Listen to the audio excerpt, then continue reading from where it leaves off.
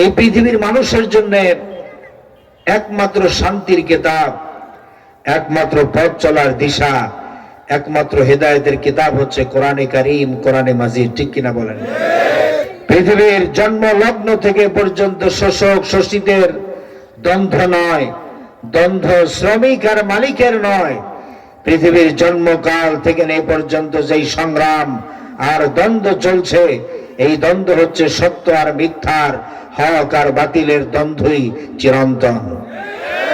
পৃথিবীতে আল্লাহর খেলাফতকে, কোরআনের রাজকে, আল্লাহর দেওয়া বিধানকে দুনিয়ার বুক থেকে মুছে ফেলার জন্য শয়তান হয়েছে বদ্ধপরিকর। সেই সাথে শয়তানের চালারা আবহমান কাল থেকে শুরু করে দুনিয়ার বুক থেকে কোরআনকে মিটিয়ে দেওয়ার জন্য রয়েছে তৎপর, রয়েছে আল্লাহর আসমানি কিতাবগুলোকে দুনিয়ার বুক থেকে নিশ্চিহ্ন করে দেওয়ার জন্য সর্বাত্মক প্রচেষ্টা তারা চালিয়েছে, অতীতে চালাচ্ছে, বর্তমানে চলতে থাকবে ষড়যন্ত্র কিয়ামত পর্যন্ত। এই হাজারো ষড়যন্ত্রের মধ্য দিয়ে ষড়যন্ত্রের সমস্ত জালকে ছিন্ন করে কোরআনে কারীমের শাশ্বত বাণী, কোরআনে কারীমের আওয়াজ বুলন্দ হচ্ছে।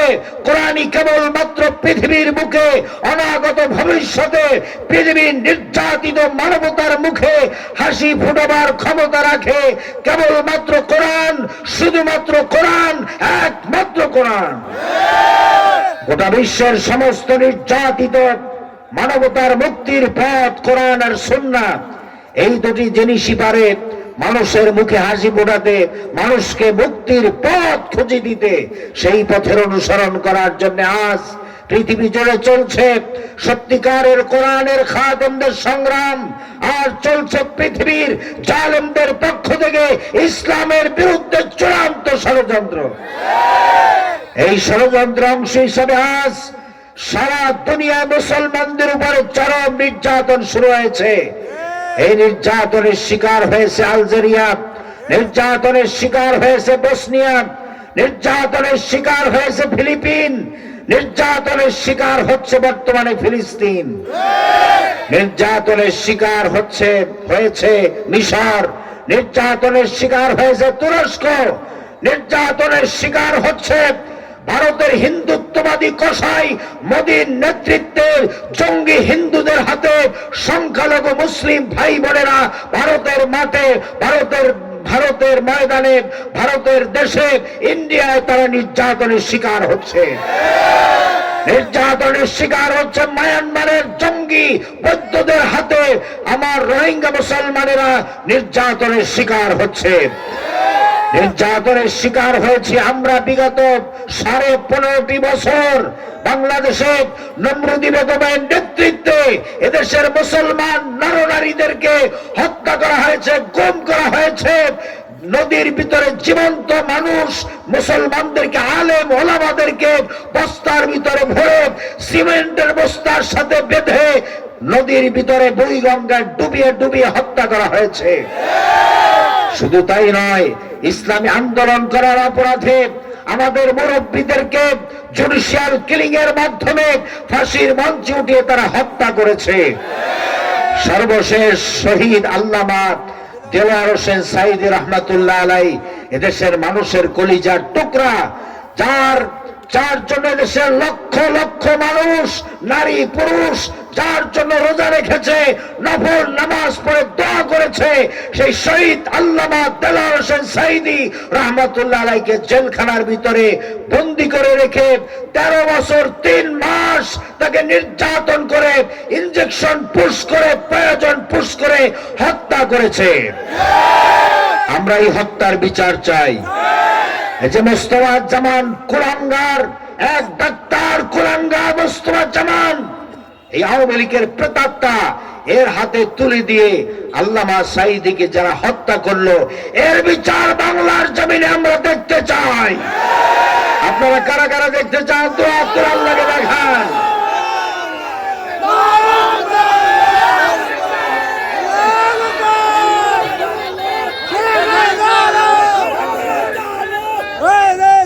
বলেন আলহামদুলিল্লাহ।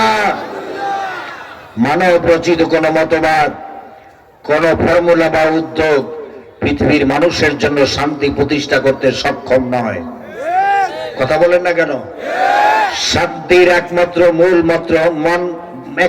মূল মন্ত্র হচ্ছে কোরআনুল কারীম। এই পৃথিবীর মানুষ যতই মানুষের তৈরি করা মতবাদের দিকে ধাবিত হচ্ছে, ততই পৃথিবীর মানুষ অশান্তির ভিতরে জ্বলে পুড়ে মরতেছে। আজকের বাংলাদেশ সহ তাম পৃথিবীর মানুষেরা এই মানব রচিত মতবাদ মানতে গিয়ে তারা এক আগ্নেয়গিরির ভিতরে তারা অবস্থান করছে। এই পৃথিবীর মানুষ অশান্তির চরম সীমায় পৌঁছে গেছে, ঠিক কিনা বলেন? এই অশান্তি থেকে যদি মুসলমানদেরকে বাঁচাতে হয়, তাহলে কোরআন সুন্নাহর শাসন ছাড়া পৃথিবীর মানুষকে শান্তি দেওয়া সম্ভব নয়। বাংলাদেশে কোরআনের রাজ, কোরআনের আইন প্রতিষ্ঠার মাধ্যমে বাংলাদেশের শান্তি প্রতিষ্ঠা করা হোক, এর আগে আপনারা চান? আগামী নির্বাচনে বাংলাদেশের জনগণ কোরআনের শাসন প্রতিষ্ঠার জন্য কোরআনের পক্ষে রায় দিতে হবে, ঠিক কিনা বলুন? বাংলাদেশের প্রত্যেকটা মানুষের রান্নাঘর থেকে শুরু করে বঙ্গভবন পর্যন্ত কোরআনের আইন প্রতিষ্ঠিত হোক, এর আগে আপনারা চান? কারা কারা চান? দোয়া তুলে আল্লাহকে দেখান।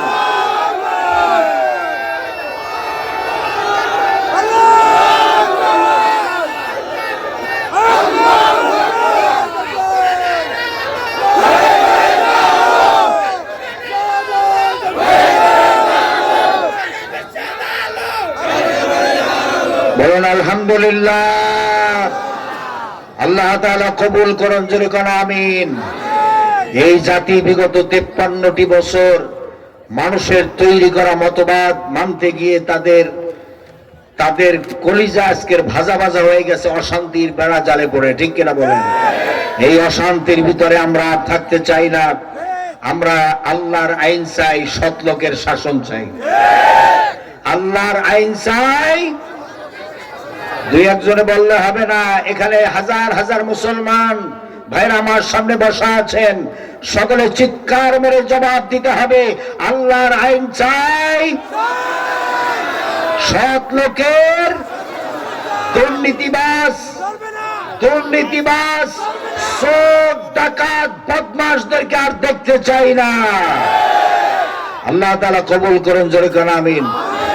আমার ভাইরা, রাসূল করিম সাল্লাল্লাহু আলাইহি সাল্লামের কাছে যেই কিতাব নাজিল করা হয়েছে মহাপবিত্র আল কোরআন, এই কোরআনই হচ্ছে রাসূলের সর্বশ্রেষ্ঠ মুজিজা।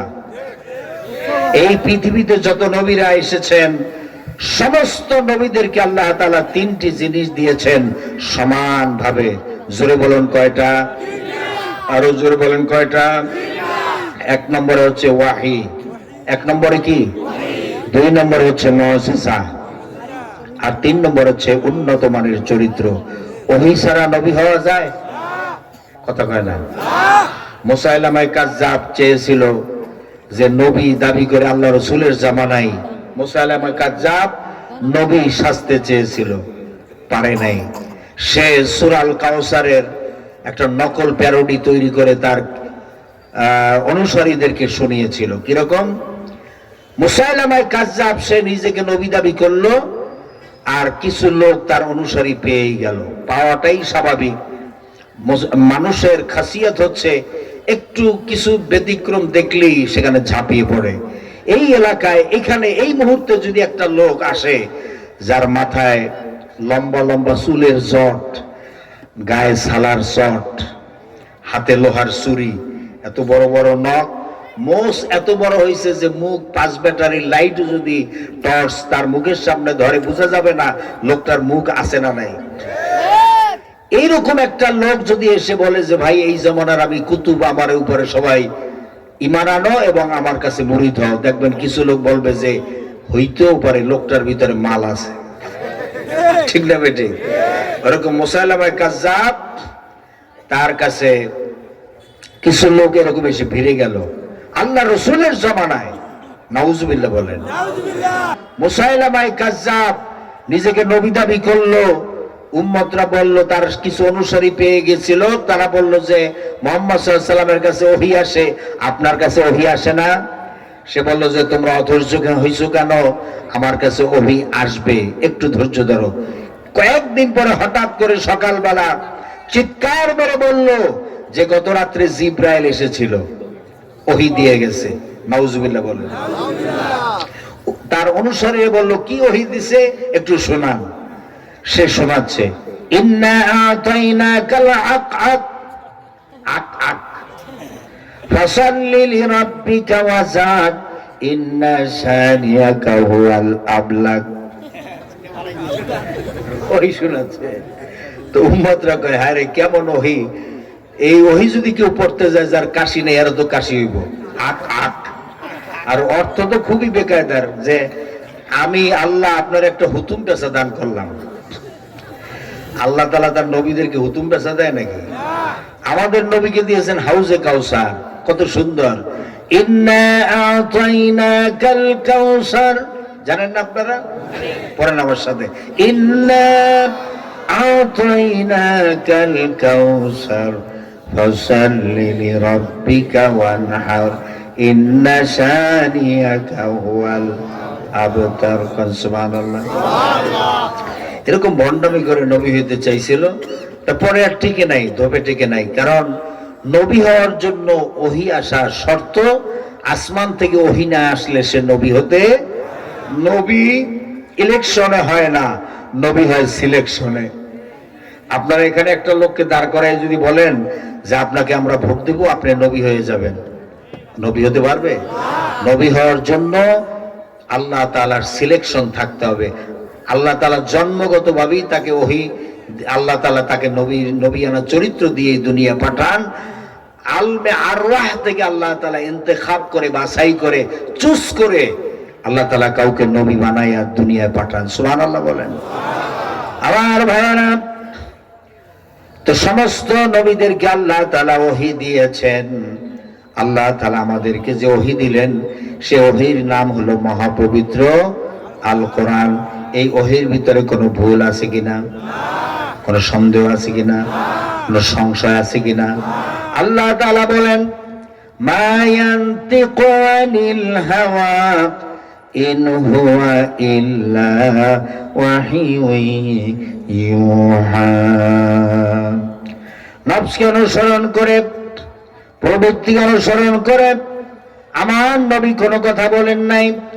আল্লাহ তাআলা বলেন, আমার নবী যেটা বলেছেন সেটা তো ওহী, আমি যা বলতে বলেছি তাই তিনি বলেছেন। আমার নবী যদি নিজের নফসকে অনুসরণ করে, প্রবৃত্তি অনুসরণ করে, আমার নবী যদি কোনো কথা বলতেন, ওয়ালাউ তাকাওয়ালা আলাইনা বা'দাল আকাবিল। আল্লাহ তাআলা বলেন, আমার নবী নিজের ইচ্ছা মতো নিজের কথা যদি কোরআনের ভিতরে চালাই দিতেন, তাহলে আমি আমার নবীর ডান হাতকে চেপে ধরতাম, আর তার কণ্ঠনালীকে আমি আল্লাহ রাব্বুল আলামিন কেটে ফেলে দিতাম। কত বড় চ্যালেঞ্জ! এই কোরআন শরীফের ভিতরে যত কথা আছে সমস্ত কথাগুলি কার? আল্লাহ। এবং এই কোরআন এর ভিতরে যে সূরা আছে, সর্বকনিষ্ঠ সূরা সূরাল কাউসারের মতো একটা ছোট্ট সূরাও পৃথিবীর কোন মানুষ, কোন সাহিত্যিক, কোন লেখক, কোন কবি আজ পর্যন্ত তৈরি করতে পারে নাই, ভবিষ্যতে পারবে? আল্লাহ তাআলা চ্যালেঞ্জ করছেন, ইন কুনতুম ফি রাইবিম মিম্মা নাযালনা আলা আবদিনা فأتوا بسورة من مثله وادعوا شهداءكم من دون الله إن كنتم صادقين।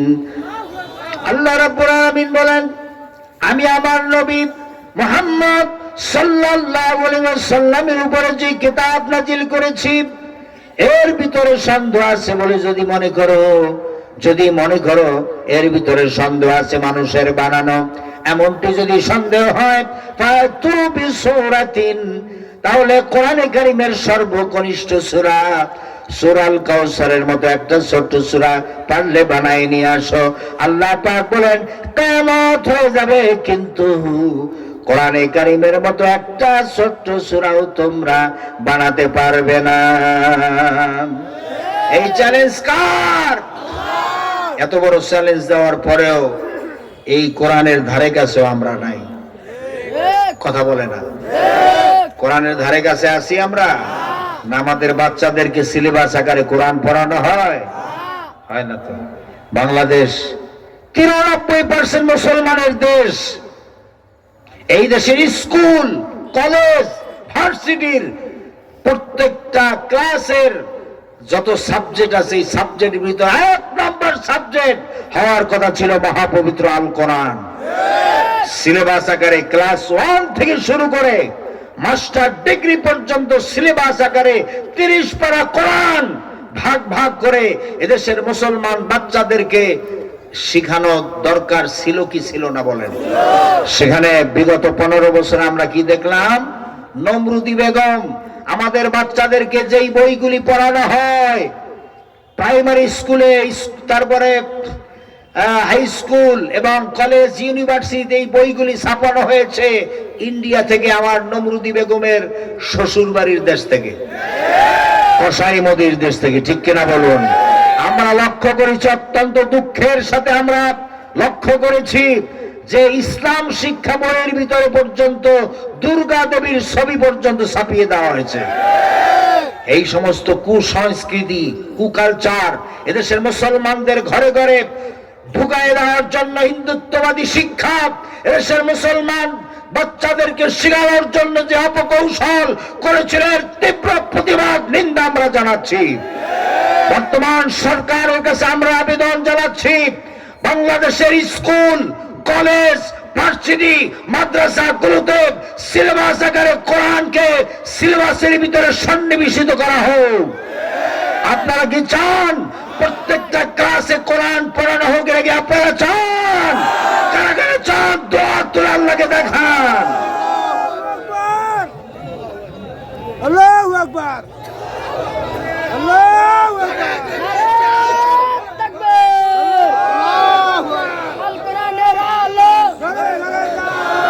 বলেন আলহামদুলিল্লাহ। এই সামনে কিছু বলিষ্ঠ কণ্ঠস্বরওয়ালা লোক নাই?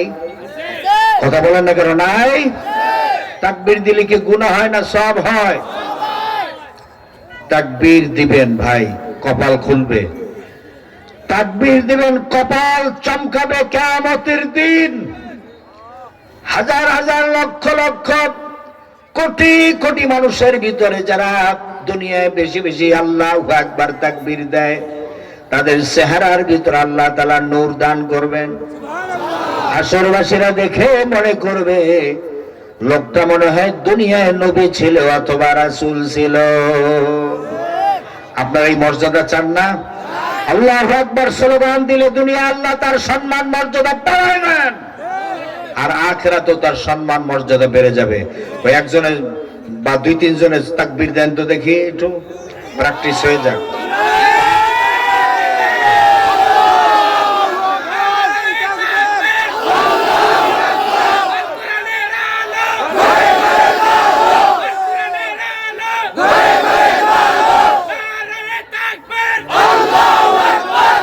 আলহামদুলিল্লাহ, বলেন আলহামদুলিল্লাহ।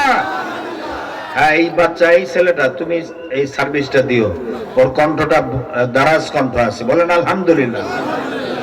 আমার ভাইয়েরা, বলতেছিলাম যে আজকের আমাদের প্রত্যেকটা জিনিস স্মরণে রাখতে হবে, আমাদেরকে চোখ কান খোলা রেখে সামনে আগাতে হবে।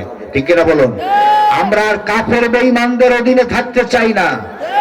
আমরা এখন মুসলমান, মুসলিম কালচার, ঐতিহ্য, সংস্কৃতি আমাদের দেশে চালু করতে হবে। ঠিক না বেঠিক? এই কথাগুলো মনে রাখতে হবে। এখন আপনারা ওই গাছাড়া ভাব নিয়ে চললে হবে না। কিয়ামতের দিন মামলা খেতে না হয় আল্লাহর দরবার, আল্লাহর আদালতে। এজন্য কোরআনের সংস্পর্শে আসেন। কথা বলেন না কেন? কিয়ামতের দিন আল্লাহর রাসূল মামলা দায়ের করবেন কাদের বিরুদ্ধে? যারা কোরআন ছেড়ে দিয়ে অন্যটা গ্রহণ করেছে। আমাদের এই 93% মুসলমানদের দেশ বাংলাদেশে কোরআনের আইন চলছে।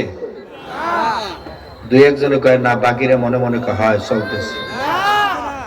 কথা কর না কেন? বাংলাদেশের জজ court, high court, supreme court, secretariat, parliament, সচিবালয়, গণভবন, বঙ্গভবন, কোন জায়গায় কোরআনের আইন চলছে? কিয়ামতের দিন যে মামলা খাওয়া লাগবে এটা বিশ্বাস করেন? না করে যাবেন কই? সূরা আল ফুরকান, সূরা আল ফুরকানের 30 নম্বর আয়াত আল্লাহ রাব্বুল আলামিন বলেন, ওয়াকালার রাসূলু ইয়া রাব্বি ইন্না কওমি ইত্তাখাযু হাযাল কুরআনা মাহজুরা। আল্লাহ রাব্বুল আলামিন বলেন, কিয়ামতের দিন আল্লাহর নবী আল্লাহর আদালতে এই কথা বলে মামলা দায়ের করবেন, আয় আল্লাহ তাআলা, আমার উম্মতের এই লোকগুলি কোরআন ছেড়ে দিয়ে, মাহজুরা মানে ছেড়ে দেওয়া, কোরআন ছেড়ে দিয়া এরা মানুষের তৈরি করা আইন দিয়া ব্যক্তি, পরিবার, সমাজ, রাষ্ট্র পরিচালনা করেছে। আয় আল্লাহ তাআলা, এই লোকগুলির বিরুদ্ধে, এই উম্মতদের বিরুদ্ধে আমি মামলা দায়ের করলাম। আপনারা বলুন, আল্লাহর নবী যদি কারো বিরুদ্ধে মামলা দায়ের করেন কিয়ামতের দিন, সেই মামলায় মোকাবেলা করে আপনারা জান্নাতে যেতে পারবেন? কে কে হাত জাগান তো দেখি।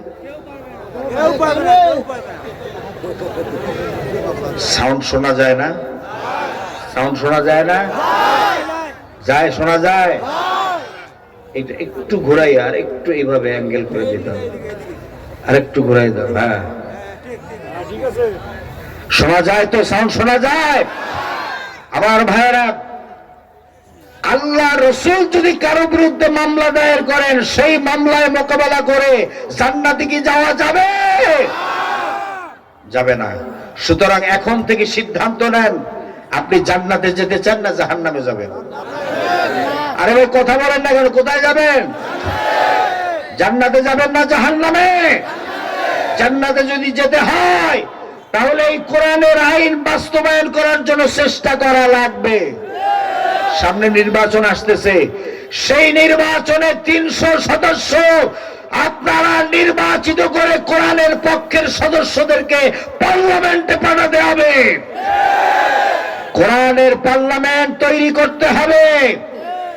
বাংলাদেশের পার্লামেন্ট ইসলামের পতাকা উড্ডীন করতে হবে। বাংলাদেশের জজ court, high court, supreme court, secretariat, parliament সবকিছু আল্লাহর কোরআন দিয়ে পরিচালিত হোক। এটা কি আপনারা চান? কারা কারা চান? দোয়া তুলে আল্লাহকে দেখান।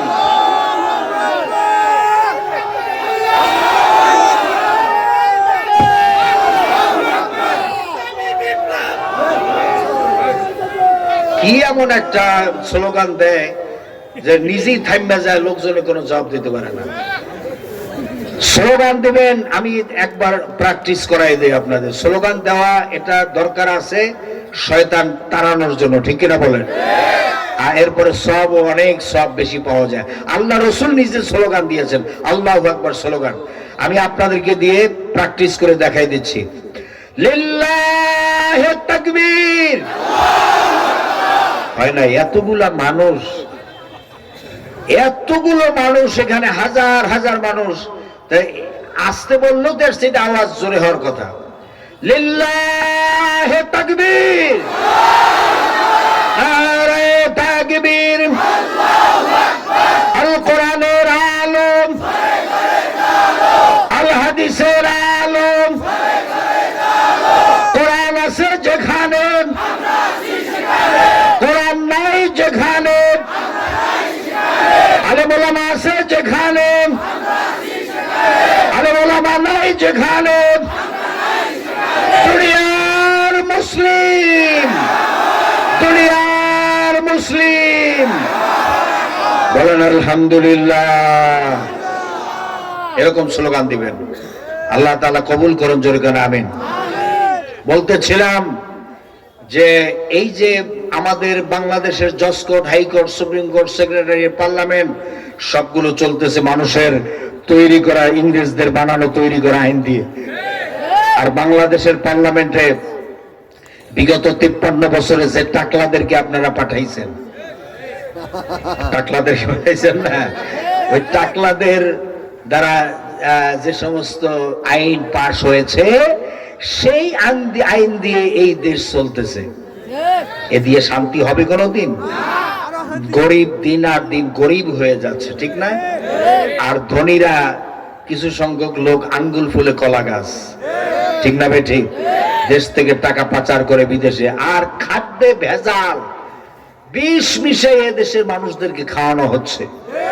ক্যান্সার, আজকের হাসপাতালের বিজনেস খুব ভালো বাংলাদেশে। আর কিছু না থাকলেও ফার্মেসির কোনো অভাব নাই, তাও আবার ভেজাল ঔষধ। কথা বলে না কেন? ভেজাল ঔষধে ভরা। পাবলিক তো আর বোঝে না, এরা দেয় চকচক করে। ঔষধের পাতা নিয়ে আসে চকচক করে, দেখে ভিতরে যা আছে খালি ময়দা, ঠিক কিনা বলেন? কাজ করে না। সব জায়গায় দুর্নীতি, অসভ্য নীতি চলছে এই দেশে, ঠিক কিনা বলেন? এই জন্য দুর্নীতিবাজ, চোর, গুন্ডা, বদমাশ, আমলা কামলা যেগুলি আছে, ঝাঁটা মেরে বঙ্গোপসাগরে তাড়িয়ে দিতে হবে এদেশের। আর এই সচিবালয়, ওই সমস্ত চর্বি মোটা হয়ে গেছে। এই নমরুদি বেগমের দোসর যারা আছে আর্মির ভিতরে, র্যাবের ভিতরে, পুলিশের ভিতরে, বিজিবির ভিতরে, ডিবির ভিতরে, ডিএফ, তারপরে অন্যান্য গোয়েন্দা, এনএসআই, ডিজিএফআই, অন্যান্য বিভাগের যারা আছে সবগুলো তাড়িয়ে দিয়ে নতুন এদেশের যুবক জওয়ান যারা বেকার আছে তাদেরকে চাকরি দিতে হবে। আপনারা একমত? একমত? সচেতন থাকবেন, সজাগ থাকবেন। বর্তমান আমলা কামলা যারা আছে এরা দেশটাকে অশান্তি দিকে নিয়ে যাওয়ার পায়ে তারা করতেছে। এই সুযোগ দেওয়া হবে না, এই সুযোগ দেওয়া হবে হবে না। সচিবালয় কিছুদিন আগে, এই দুই তিন দিন আগে আমলা কামলারা এরা হ্যাডামগিরি দেখায় মিটিং করেছে, এই করবে সেই করবে, কিন্তু করতে দেওয়া হবে না, এদেরকে বিদায় করে দেওয়া হবে, ঠিক কিনা বলুন? আর উপদেষ্টার ভিতরে ডক্টর মোহাম্মদ ইউনূস, আপনার কাছে অনুরোধ করছে, আপনি একজন ভালো মানুষ, কিন্তু আপনি যাদেরকে বাছাই করে উপদেষ্টা পরিষদে নিয়েছেন এই লোকগুলির অভিজ্ঞতা নাই, রাষ্ট্র চালানোর অভিজ্ঞতা এদের ভিতরে নাই। খালি এনজিও চালানোর মতো কিছু লোক, এনজিও কর্মী, এদেরকে নিয়ে আপনি দেশ চালাতে পারবেন না। এখনো সময় আছে। ভালো ভালো দেশের লার্নেড, শিক্ষিত, ভদ্র এবং সৎ ব্যক্তি দেখে নামাজি, দিনদার, পরহেজগার লোকদেরকে বাছাই করে এখনো আপনি উপদেষ্টা পরিষদে নিয়োগ দিয়ে দেশটাকে সুন্দরভাবে পরিচালনা করার জন্য চেষ্টা করুন। আমার ভাইরা, বলতেছিলাম আল্লাহ তাআলা কোরআন নাজিল করেছেন, সমস্ত নবীদেরকে ওহী দিয়েছেন। আমাদের কাছে যে ওহী আসছে, এই কোরআন শরীফ ওহী আল্লাহ তাআলার পক্ষ থেকে সর্বশ্রেষ্ঠ নিয়ামত। এই পৃথিবীর মানুষের জন্য এর চেয়ে শ্রেষ্ঠ দয়া, করুণা আল্লাহর পক্ষ থেকে আর কিছুই হতে পারে না। 2 নম্বর হচ্ছে মুআজিজা।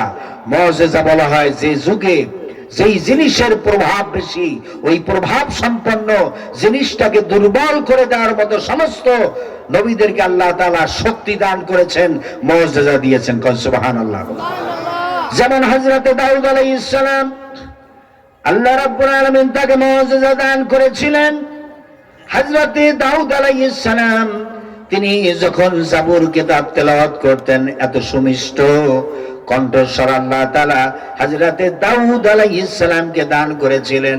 তিনি যখন জাবুর কিতাব তেলাওয়াত করতেন, উড়ন্ত পাখি থমকে দাঁড়িয়ে যেত, জলচর প্রাণীরা ভাসমান হয়ে হযরতে দাউদ আলাইহিস সালামের কণ্ঠে তেলাওয়াত শুনতো। হযরতে দাউদ আলাইহিস সালামের মুআজিজা ছিল, লোহা ধরে তিনি চাপ দিতেন, লোহা পানি হয়ে আঙ্গুলের ফাঁকের ভিতর থেকে পড়ে যেত। কান সুবহানাল্লাহ। আপনি পারবেন? লোহা ধরে চাপ দিলে পানি হবে? আপনি যত জোরে চাপ দিবেন তত বেশি ব্যথা পাবেন, ঠিক না? কিন্তু হযরতে দাউদ আলাইহিস সালাম যত জোরে চাপ দিতেন তত দ্রুত লোহা পানি হয়ে আঙ্গুলের ফাঁকের ভিতর থেকে পড়ে যেত। আর আস্তে কোন আমার ভাইরা, হযরতে সুলাইমান আলাইহিস সালামের মুআজিজা ছিল, তিনি পিঁপড়া থেকে শুরু করে পৃথিবীর যত প্রাণী ছিল সমস্ত প্রাণীদের কথা তিনি বুঝতেন। সুবহানাল্লাহ। হযরতে সুলাইমান আলাইহিস সালাম সিংহাসনে বসতেন। ওই সিংহাসনে কোনো ইঞ্জিন লাগতো না, বিনা ইঞ্জিনে তিনি সকালবেলায় 1 মাসের পথ তিনি ভ্রমণ করতে পারতেন, বাতাসে ভেসে বেড়াতেন। আবার সন্ধ্যা বেলায় আর 1 মাসের পথ তিনি চলতে পারতেন। অর্থাৎ একটা ঘোড়া প্রচন্ড ক্ষিপ্র গতি সম্পন্ন একটা ঘোড়া 1 মাস যদি দৌড়ায় তাহলে যে পথ যেতে পারত, সুলাইমান আলাইহিস সালাম সকালবেলায় তিনি সকালেই তিনি সেই পথ চলতে পারতেন, বিনা ইঞ্জিনে বাতাসে ভেসে বেড়াতেন। সুবহানাল্লাহ বলেন। হযরতে ঈসা আলাইহিস সালামের মুজিজা ছিল, তিনি যখন কোন জন্মান্ধ রোগীর চোখের উপরে হাত বুলোতেন সঙ্গে সঙ্গে তার চোখ ভালো হয়ে যেত। কোন কুষ্ঠ ব্যাধিগ্রস্ত রোগীর গায়ে যখন টাচ করতেন তার রোগ ভালো হয়ে যেত। সুবহানাল্লাহ। হযরত ঈসা আলাইহিস সালাম তিনি কোন মাটি দিয়া একটা পাখি তৈরি করতেন, আর অমৃতি মুখের কাছে এনে খালি ফু দিতেন। ফু দেওয়ার সঙ্গে সঙ্গে মাটির তৈরি করা পাখিটি জিন্দা হয়ে উড়ে যেত। এগুলা কিন্তু ওই যে এমনি মোল্লা মৌলভীদের কিস্সা কাহিনী না, এটা কোরআনে আল্লাহ তাআলা বলেছেন। সুবহানাল্লাহ বলেন। আমার ভাইয়েরা, হযরতে ঈসা আলাইহিস সালাম কোন মৃত ব্যক্তির সামনে গিয়া যদি বলতেন কুম বিইজনিল্লাহ, আল্লাহর হুকুমে তুমি জিন্দা হয়ে যাও, সঙ্গে সঙ্গে মরা লাশ জিন্দা হয়ে হযরতে ঈসা আলাইহিস সালামকে সালাম জানাতেন। আমার ভাইরা, কি মুজিজা হযরত ঈসা আলাইহিস সালামের। হযরতে মূসা আলাইহিস সালাম যখন এই পৃথিবীতে আসেন তখন ছিল জাদুর প্রভাব। কিসের প্রভাব? জাদুর প্রভাব। আল্লাহ রাব্বুল আলামিন হযরতে মূসা আলাইহিস সালামকে বললেন, ইযহাব ইলা ফিরআউনা ইন্নাহু তাগা। ও মূসা, ফিরআউনের রাজদরবারে যাও। ফিরআউনের রাজদরবারে গিয়া এক আল্লাহর তাওহীদের দাওয়াত দাও, তাওহীদের দাওয়াত দিয়ে আসো। মূসা আলাইহিস সালাম বললেন, আয় আল্লাহ তাআলা, ফিরআউনের রাজদরবারে 10 লক্ষ সৈন্য আছে, মন্ত্রী পরিষদের সদস্যরা আছে, এমপিরা আছে, আমি একা একা যেতে আমার ভয় লাগতেছে। আয় আল্লাহ তাআলা, আমার বড় ভাই হারুনকে আপনি নবী বানাইয়া আমার সাথী করে দেন, আমার ভাইকে সহ আমি চলে যাব ফিরআউনের রাজদরবারে দাওয়াত দেওয়ার জন্য। মূসা আলাইহিস সালাম যে কেমন আল্লাহর আদরের নবী ছিলেন, সুবহানাল্লাহ। আল্লাহ তাআলার কাছে বললেন, আল্লাহ আমার ভাইরও নবী বানাই দেন। সুবহানাল্লাহ। এই আবদার পৃথিবীর আর কারো শুনছে আল্লাহ? শুনে না। কিন্তু মূসা আলাইহিস সালাম যখনই বললেন যে আমার ভাইকে আল্লাহ নবী বানায় দেন, আল্লাহ রাব্বুল আলামিন বলেন, মূসা যাও যাও, তোমার বড় ভাই হারুনকে আমি নবী ঘোষণা করে দিলাম। সুবহানাল্লাহ। 2 ভাই চলে গেলেন ফিরআউনের রাজ দরবারে গিয়ে দাওয়াত দিলেন, ও ফিরআউন, এক আল্লাহর উপরে ঈমান আনো। তখন ইলার উপরে ঈমান আনো, আল্লাহ ছাড়া কোনো ইলাহা নাই, কোন আইনদাতা নাই, বিধানদাতা নাই, শাসনকর্তা নাই। ফিরআউন জবাবে বলল, মা আলিমতু মিন ইলাহিন গায়রি। ও মূসা, আমি ছাড়া আর কোন আইনদাতা, বিধানদাতা, শাসনকর্তা আছে বলে আমার জানা নাই। আল্লাহ হযরত মূসা আলাইহিস সালাম বলেন, হে ফিরআউন, তুই কিসের আইনদাতা, বিধানদাতা? আইনদাতা, বিধানদাতা, শাসনকর্তা হচ্ছেন আমার আল্লাহ। আল্লাহু আকবার। তখন ফিরআউন বলল, হে মূসা, তাহলে তুমি কে, তোমার পরিচয় কি? তখন মূসা আলাইহিস সালাম বললেন, আমি আল্লাহর পয়গম্বর, আল্লাহর নবী। ফিরআউন বলল, হে মূসা, তুমি যদি আল্লাহর নবী হও, তোমার কাছে কি ক্ষমতা আছে? আল্লাহ তোমার কি ক্ষমতা দিছে? হযরত মূসা আলাইহিস সালাম বললেন, ফিরআউন, আল্লাহ রাব্বুল আলামিন আমাকে কোনো ক্ষমতা দেন নাই, তবে আল্লাহ রাব্বুল আলামিন আমাকে মুজিজা দান করেছেন, আমার কাছে মুজিজা আছে। ফিরআউন বলল, হে মূসা, কি মুজিজা তোমার কাছে আছে বলো। হযরত মূসা আলাইহিস সালাম নিজের ডান হাতটা মুষ্টিবদ্ধ করে বাম হাতের বগলে নিচে কিছুক্ষণ রাখলেন, এরপরে বের করলেন। বের করার সঙ্গে সঙ্গে মূসা আলাইহিস সালামের হাতটা চকমক করে উঠলো। এই যে লাইট দেখতে পাচ্ছেন, এই লাইটের চাইতে পাওয়ারফুল একটা লাইটের মতো হয়ে গেল। আকাশে যে বিজলি চমকায়, ওরকম মূসা আলাইহিস সালামের হাতের ভিতর থেকে বিজলির মতো একটা ঝলকানি বেরিয়ে গেল। এই দৃশ্য দেখে ফেরাউন লাফ দিয়ে উঠলো যে মারাত্মক ব্যাপার, মূসা তো মস্ত বড় জাদুকর। আমার ভাইরা, আপনারা বলেন মূসা আলাইহিস সালাম কি জাদুকর ছিলেন? হযরত মূসা আলাইহিস সালাম বলেন, ও ফেরাউন, আমি আল্লাহর পয়গম্বর, আমি জাদুকর নই, আমি আল্লাহর পয়গম্বর। কিন্তু ফেরাউন কি আর শোনে? ফেরাউন বলল, ও জাদুকরেরা, তখন মিশরের জাদুকররা ছিল সবচেয়ে পৃথিবীর নামকরা জাদুকর। তাদেরকে ডেকে আনলো। ফেরাউন বলল যে জাদুকরদেরকে খবর দাও। জাদুকররা আসলো, আমি দেখে আসছি। এখন মিশরে এখন যেখানে ক্যান্টনমেন্ট, মিশরে যে এলাকা ক্যান্টনমেন্ট, বিশাল এরিয়া, কয়েকশো একর জায়গা নেই, কয়েক হাজার একর জায়গা নেই, বিশাল এরিয়া ক্যান্টনমেন্ট। সেখানে বিশাল মাঠ ছিল। ওই মাঠে ফেরাউন তার অনুগত 10 লক্ষ সৈন্য ছিল, তাদেরকে জমা করলো এবং আল কাহেরা, কায়রো সিটির ভিতরে, মিশরের রাজধানী কায়রোর মানুষ যত ছিল সকলকে জমা করা হলো। আর জাদুকরদেরকে খবর দিল যে আমার শত্রু মূসাকে ভয় দেখাতে হবে, তোমাদের যার কাছে যা আছে তাই নিয়ে আসো, মূসাকে ভয় দেখাতে হবে। জাদুকরেরা তাফসীরের মধ্যে আসছে তারা রশি নিয়ে আসলো। আপনাদের এলাকায় রশি চেনেন তো? রশি, দড়ি বা রশি চেনেন আপনারা? আচ্ছা, এই জাদুকরেরা রশি নিয়ে আসলো। এক একটা রশি ছাড়ে আর এক একটা অজগর সাপ হয়। এক একটা রশি ছাড়ে, দড়ি ছাড়ে, এক একটা অজগর সাপ হয়। এরকম বিশাল বিশাল সাপ তৈরি করলো, অনেকগুলি সাপ জাদুকরেরা। আর মূসা আলাইহিস সালামের দিকে সেই সাপগুলি একেবারে ধেয়ে আসতেছিল, হা করে ভয় দেখানোর জন্য ধেয়ে আসতেছিল।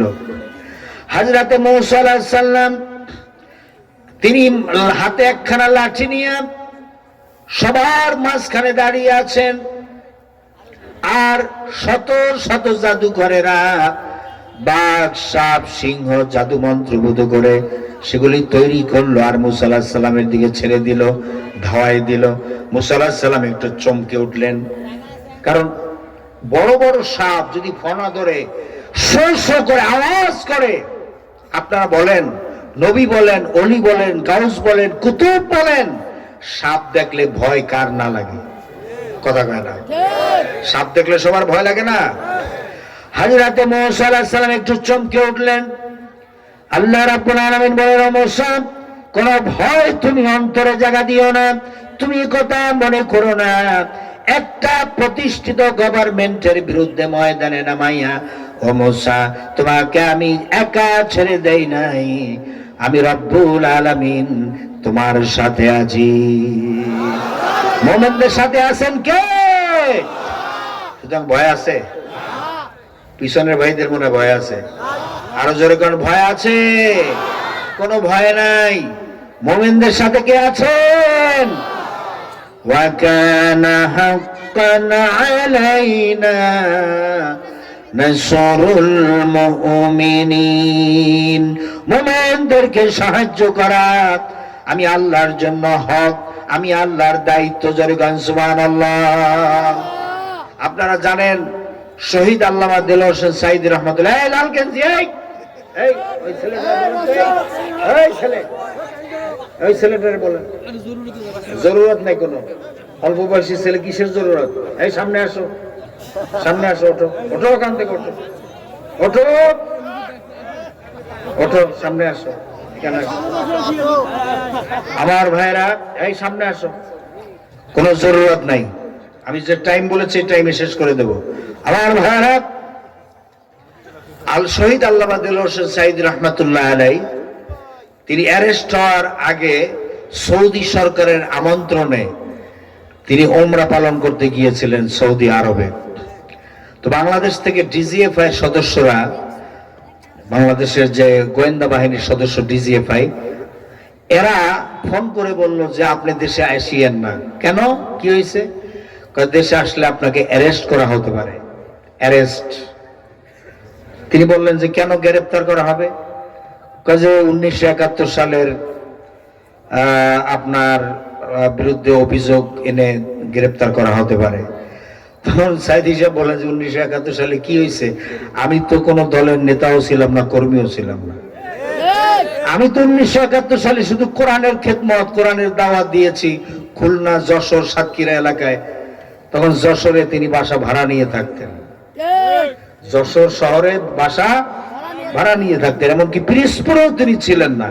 পিরোজপুরে তার জন্মস্থান, বাড়ি হলো পিরোজপুরে, কিন্তু পিরোজপুরে তিনি তো থাকতেন না। তিনি 1971 সালে তখন ওই সাতক্ষীরা, যশোর, খুলনা ওই এলাকায় ওয়াজ নসিহত করে বেড়াতেন। আর যশোর শহরে তার বাসা ছিল, ভাড়া বাসায় থাকতেন। তো বললো যে না, আপনার বিরুদ্ধে এরকম ক্লেম আছে, সেই বিভিন্ন। বলেন যে আমি আমার দেশে যাব, তাতে জেল জরিমানা যাই হোক আমি মোকাবেলা করব, আমি কোনো অন্যায় করি নাই। সুবহানাল্লাহ বলেন। সুতরাং আমি বাতিলের সামনে মাথা নত করব না। আল্লাহর মুমিনরা কখনো বাতিলের সামনে মাথা নত করে? আল্লামা ইকবাল রাহমাতুল্লাহ আলাইহি কত সুন্দর করে বলেছেন, বাতিল সে দবনে ওয়ালে আয় आसमा नहीं हम सोबर कर चुका है तू इम्तिहा हमारा। বাতিলের সামনে মাথা নত করার জাত আমরা নই। হে আকাশ, হে বাতাস, তুমি সাক্ষী, এ মুসলমানেরা কখনো বাতিলের সামনে মাথা নত করে নাই, করে নাই, করে নাই। একটা উদাহরণ দেই। বদর কিতাবুল মাগাজি, বুখারী শরীফের দ্বিতীয় খণ্ড, বুখারী শরীফের দ্বিতীয় খণ্ডে কিতাবুল মাগাজির ভিতরে আসছে যে বদরের যুদ্ধের শুরুতে মক্কা আবু জাহেলের দলের, ওরা ছিল সংখ্যায় 1000। আবু জাহেলের দলে কত ছিল সংখ্যায়? আর আল্লাহ রসুলের দলে মাত্র 313 জন। কিন্তু আবু জাহেলের দলে যে 1000 ছিল, সেই 1000 লোকের হাতে 1000 তরবারি ছিল, 1000 ঘোড়া ছিল তাদের, 1000 ঘোড়া, 1000টা ঢাল ছিল। কিন্তু মুসলমানদের অবস্থা দেখেন, আল্লাহ রসুলের নেতৃত্বে যে 313 জন মুসলমান সাহাবায়ে কেরাম ছিলেন, এদের তরবারি ছিল মাত্র 8খানা। 313 জন সাহাবী, তরবারি কয়খানা? 8খানা। ঢাল মাত্র 6টা, আর ঘোড়া ছিল মাত্র 2টা। এইটা নিয়ে এই 1000 সশস্ত্র বাহিনীর সামনে যুদ্ধ করা কি আপনি সহজ মনে করতেছেন? তো যুদ্ধ শুরু হওয়ার আগেই রাসূল করিম সাল্লাল্লাহু আলাইহি সাল্লাম যখন আর্মিদের মতো লাইন করলেন, সাহাবায়ে কেরামদেরকে সারিবদ্ধ করে দাঁড় করালেন, তখন কাফেরদের ভিতরে সবচেয়ে বড় বীর যে ছিল আব্দুল উদ, সে তার ঘোড়ায় চড়ে সে আসলো মুসলমানদের সামনে, এসে বলল, এই মুহাম্মদের দলে যারা আছো, তোমাদের ভিতরে কারো সাহস আছে কি যে আমার সাথে লড়াই করার? যদি সাহস থাকে আয় আমার সামনে। কারণ আব্দুল উদ ছিল এমন মহাবীর, যার সামনে কেউ গেলে কল্যাণী আর ফেরত আসতে পারে না। মক্কা মদিনায় নাম করা লোক, তার সামনে কেউ যদি কখনো যুদ্ধের ময়দানে যেত, কখনই আস্ত কল্যাণী ফিরে আসতে পারতো না। এজন্য কেউ কোনো সারা শব্দ করে না।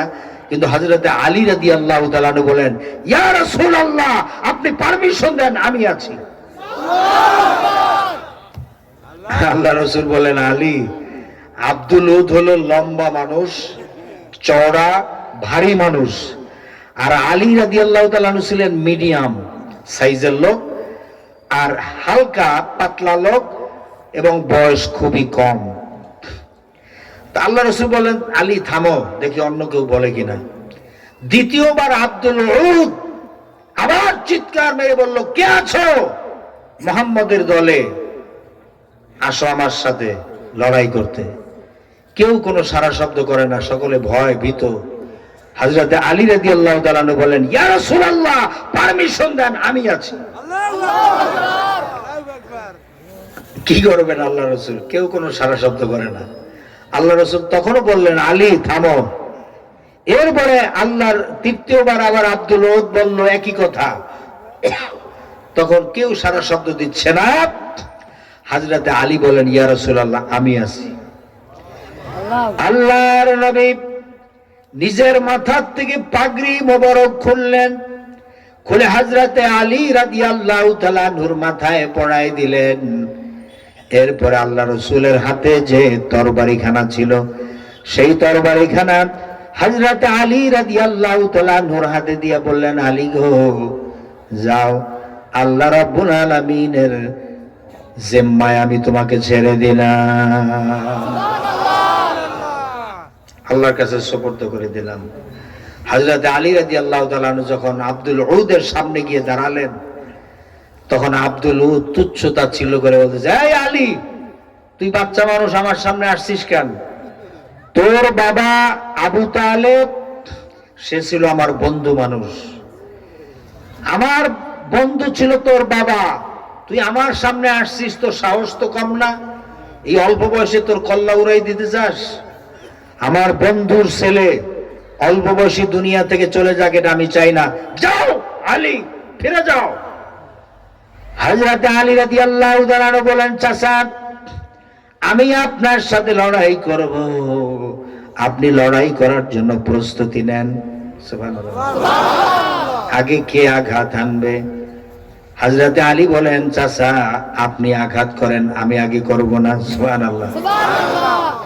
জিদের চোরে আব্দুল উদ ঘোড়ার পিঠে বসা ছিল, লাফ দিয়ে নেমে নিজের হাতের যে তরবারি দিয়া ঘোড়া, যেই ঘোড়ার পিঠে চড়া ছিল, ওই ঘোড়ার একটা পা এক কোপ দিয়ে কেটে ফেলেছে, দ্বিখণ্ডিত করে ফেলেছে। কে? ওই আব্দুল উদ। জিদের চোরে যে আলী আসছে কেন, বাচ্চা মানুষ, অল্প বয়স, সে আসছে কেন তার সাথে লড়াই করতে? তার সাথে লড়াই করতে আসবে ওরকম নাম করা কোন বীর আসবে, আলী আসছে কেন? এই জিদের চোরে নিজের ঘোড়ার একটা পা কেটে ফেলেছে, জিদের চোরে। নাউজুবিল্লাহ মিন যালিক। এরপরে হযরতে আলীর উপরে সে অতর্কিত হামলা শুরু করলো তরবারি দিয়ে।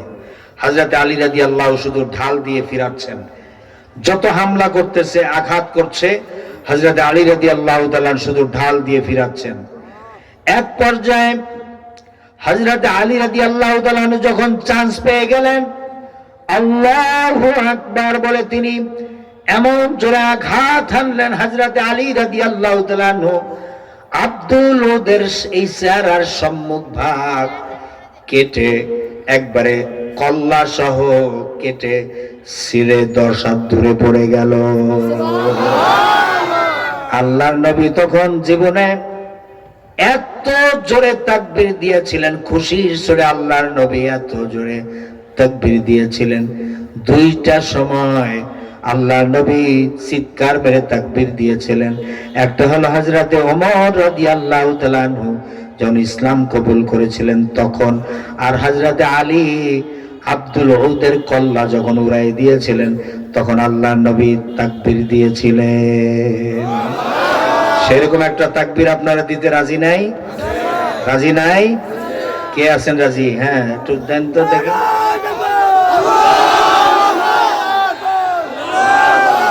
ওই ছেলেটা কই এখানে?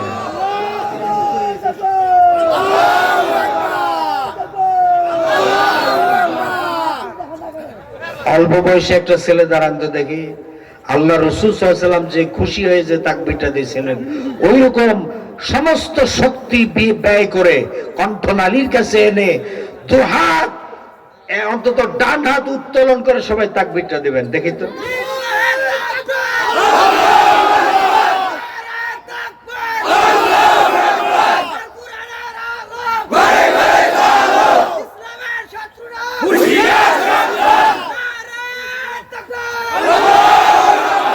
আলহামদুলিল্লাহ। আল্লাহর মুমিন বান্দারা কখনো বাতিলের সামনে মাথা নত করে না। আমাদের মুরব্বী যারা ইসলামী আন্দোলনের সিফা সালার ছিলেন, তাদের কাছে জিজ্ঞেস করা হয়েছিল ফাঁসির মঞ্চে নেওয়ার আগে যে প্রেসিডেন্টের কাছে মানে মার্সি পিটিশন করবেন কিনা, ক্ষমা চেয়ে আবেদন করবেন কিনা। তখন তারা বলেছেন যে আমরা তো কোনো অন্যায় করি নাই, কেন কিসের জন্য ক্ষমা চাবো? আর কোন আল্লাহর কোন বান্দারা মানুষের কাছে ক্ষমা চাইতে পারে না, মাথা নত করবে একমাত্র আল্লাহর সামনে। সুবহানাল্লাহ। আল্লাহর মোমেন বান্দাদেরকে, যাদেরকে ইসলামী আন্দোলনের সিফা সালার, যাদেরকে জুডিশিয়াল কিলিং এর মাধ্যমে হত্যা করা হয়েছে, একজনও বাতিলের সামনে মাথা নত করেন নাই। আল্লামা সাঈদী রহমতুল্লাহ আলাইকে অনেক অফার দেওয়া হয়েছে যে আপনি এই জামাত ছেড়ে চলে আসেন, আপনাকে মন্ত্রী বানানো হবে, আপনাকে কোটি কোটি টাকা ব্যাংক ব্যালেন্স দেওয়া হবে, আপনাকে গুলশান বনানীতে প্লট দেওয়া হবে, অনেক বড় বড় অফার করা হয়েছে। শহীদ আল্লামা দেলোয়ার হোসেন সাঈদী রহমতুল্লাহ আলাইহি বলেছেন যে দুনিয়ার কোন লোভ লালসা দিয়ে আল্লাহর মোমেন বান্দাদেরকে ক্রয় করা যায় না। আল্লাহর মোমেন বান্দাদের জীবন চলে যেতে পারে, ঈমান বিক্রি করে না। আমার ভাইরা জীবন দিয়ে প্রমাণ করে গেছেন, শহীদ আল্লামা দেলোয়ার হোসেন সাঈদী রহমতুল্লাহ আলাইহি জীবন দিয়ে প্রমাণ করে গেছেন, জীবন দিতে প্রস্তুত আছি, বাতিলের সামনে মাথা নত করব না। আমার ভাইরা যদি কখনো ডাক আসে, আমিরের পক্ষ থেকে যদি ডাক আসে, এবং সে ডাক আসবে যে বাংলাদেশের জমিনে, বাংলার জমিনে কোরআনের রাজ প্রতিষ্ঠা করা হবে, সুতরাং আল্লাহর বান্দা বান্দিরা তোমরা যারা আছো সব ঘর থেকে বেরিয়ে পড়ো, কোরআনের রাজ প্রতিষ্ঠা করার জন্য রক্ত দেওয়ার যদি প্রয়োজন হয় আপনারা দিতে কি প্রস্তুত থাকবেন? শহীদ আবু সাঈদের মতো কাফনের কাফর মাথায় জড়িয়ে আল্লাহর দ্বীনকে কামিয়াব করার জন্য কারা কারা প্রস্তুতি নেবেন? দোয়া করে আল্লাহকে দেখান।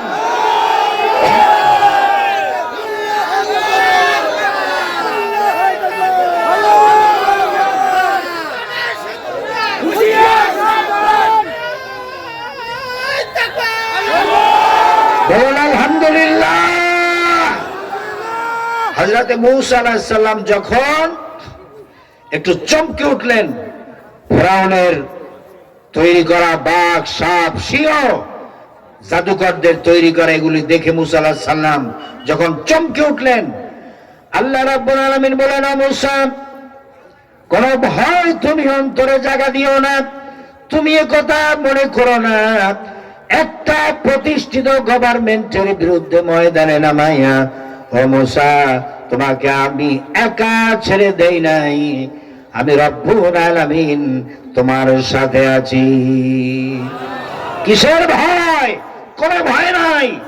মোমেনদের চতুর্দিকে বিপদ আপদ, মুসিবত, জুলুম, নির্যাতন, অত্যাচার, চতুর্দিকে অন্ধকার মেঘের মতো হয়ে তাকে ঘিরে ফেলবে, কিন্তু মুমিন বান্দারা কখনো টলে যাবে না, তারা কখনো অধৈর্য হবে না, তারা ভয় পাবে না। কবি বলছেন, সাথে যা কর হ্যাঁ আজল সে তা ইমরোজ, সাথে যা কর হ্যাঁ अजल से ताइमरोज चरागे मुस्तफा भी से शरारे बुल हबीस। সে আবহমান কাল থেকে শুরু করে মুস্তাফা সাল্লাল্লাহু আলাইহি সাল্লামের দিন শিকার সাথে আবু জাহাল, আবু লাহাবের অগ্নি স্ফুলঙ্গের টক্কর লেগে আছে। আল্লাহর দেওয়াই দিনের বাতি টিম টিম করে জ্বলেছে, আর গর্কি, টর্নেডো, হাজার হাজার মাইল বেগে হেরিকেন এসেছে, গর্কি এসেছে, টর্নেডো এসেছে, টাইফুন এসেছে, কিন্তু আল্লাহর দিনের বাতি কেউ নিভাই ফেলতে পারে নাই। এর শত্রুতা চিরকালের, নিভাতে পারবে না। তার কারণ হচ্ছে আল্লাহ রাব্বুল আলামিন বলেন, ইউরিদুনা লিইউতফিউ নূরাল্লাহি বিআফওয়াহিহিম আল্লাহু মুতিম্মু নূরিহি ওয়ালাউ কারিহাল কাফিরুন। ওরা চায় মুখের ফু দিয়ে আল্লাহর দিনের বাতি ওরা নিভাই ফেলতে চায়, কিন্তু আল্লাহ তাআলা বলছেন কিয়ামত পর্যন্ত আমার দিনের বাতি টিম টিম করে আমি জ্বালিয়ে রাখবো। কাফের বেঈমানদের কলিজায় তাতে যত জ্বালা যন্ত্রণা হোক